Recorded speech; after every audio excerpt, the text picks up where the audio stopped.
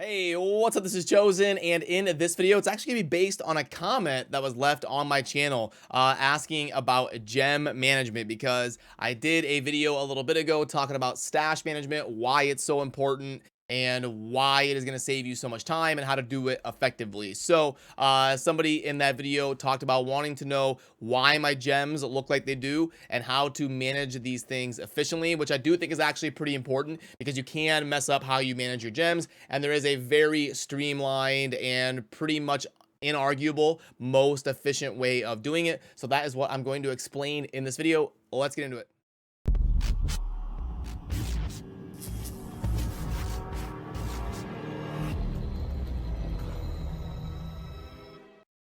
Alrighty, so first of all, the number one thing to know about your regular gems is that you only want to keep 3 tiers of them. You want to keep the Marquise, the Imperial, and the Flawless Royal. Anything else other than that is just cluttering your organization, and you do not want to deal with it. Now, the reason that you keep only these 3 tiers is because Marquise is going to be dropping a lot in the open world. It's kind of the bottom tier that drops on a maxed out level 70 character.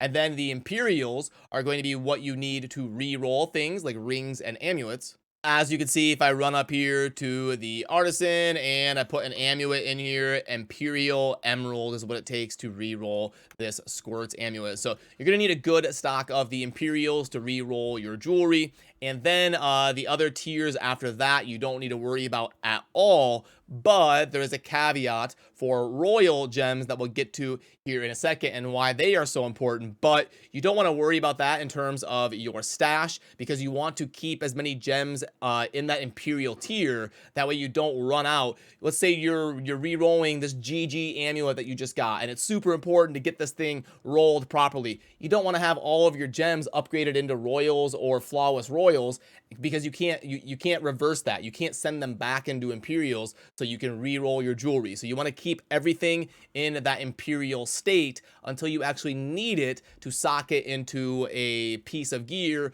or to use it to augment some gear with your Whisper of Atonements. So, okay, now we understand the 3 tiers. You're just going to keep the base tier, then put everything into Imperials, and then your Flawless Royals are going to be the ones that are prepared to be augmented into gear. Now, when you're going to be crafting gems and upgrading them, you always want to upgrade them into the Imperials, like I said, because that's what you need to re-roll your jewelry. But when you're going to go past Imperial, you want to do them in multiples of 9. And I'm going to explain why. So let's say I want to put this Whisper of Atonement and I want to augment one of my pieces of gear to get some extra stat. Well, when you come in here to the cube to augment a legendary item, you can see that the augment ancient item is going to take 3 of a flawless royal plus that Whisper of Atonement, obviously, that we put on there. And right now, I'm a little bit low on the emeralds that I would want to use as a dexterity augment on a piece of gear here on my main demon hunters. So what I'm going to do is I'm going to go augment some amethyst. I'm going to head on over here to the jeweler, and then when I upgrade amethyst, remember, I want to do in multiples of 9. So we are going to do 9 like that, or 18 like that, or 27. And doing the 27 like that will give me a full augment. I can transfer them into emeralds. And the reason I say to do 9 at a time is because that is what it takes to not waste any tiers. You're going to go straight in to the top tier of a gem. So I've got the 9 right here that I craft at the on top of the Imperial, and that's going to give me the spot here to make 3 royals. And then I'm going to be able to turn those 3 royals into a flawless royal just like that. So now, since I already did one, I'm going to do 18 instead of 27, and then I will have exactly what I need. So, okay, after you finish that's how, like, if you need gems up to the max. But what I was telling you about was being able to swap a gem into a different gem that you want to augment into gear. So now that I showed you the process of going up to max and why you do it that way, now the gems that I do want a lot of diamonds. You have to put a bunch of them into gear. So the most that I have besides that is my rubies. So I'm going to show you how to augment a piece of gear and move them like from gem to gem. So I take my rubies. Remember, when I go in stacks of 9, but if you want to do an augment, you do 27. And then we want to stop at royal. So right here, I make my 9 royals and I stop right here. Done at 9 royals. Do not go past this. And then what we're going to do is we're going to go into Act 2. And we're going to go to the little girl merchant here in town, right up top.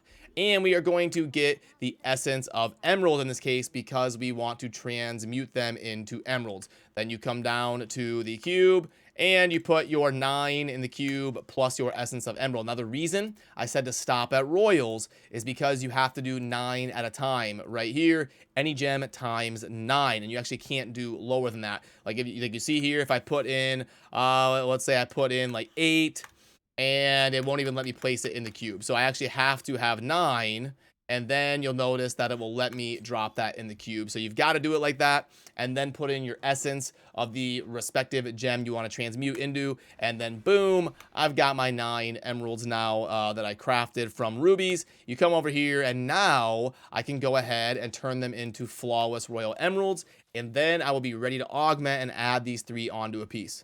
So I'm going to throw those in the stash for now, and I got some Whispers of Atonement up there that I'm going to think about using tonight. I'm going to try to see and figure out which pieces kind of double dip in the most builds as possible, because you want like your first 5 to 7 augments to be the most universally used things that you're using in all sorts of different builds.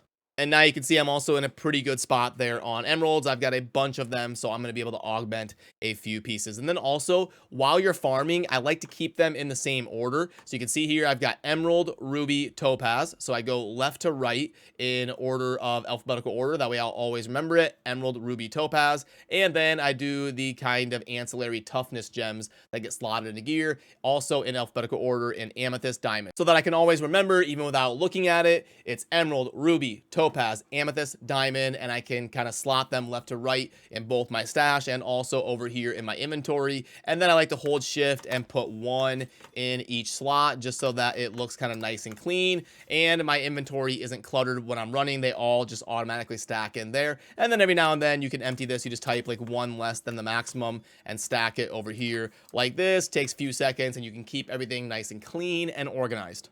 So yeah, remember to subscribe on your way out if you enjoy Diablo content, and this video is a perfect example of how I do appreciate all the comments and input that you leave down below, and it gives me good ideas for other things to work on and talk about here on the channel. So I do appreciate all of you that take the time down there to let me know what videos would be a fun discussion and all of that. So as always, I appreciate you. Have a good rest of your day. Thanks for watching. Peace.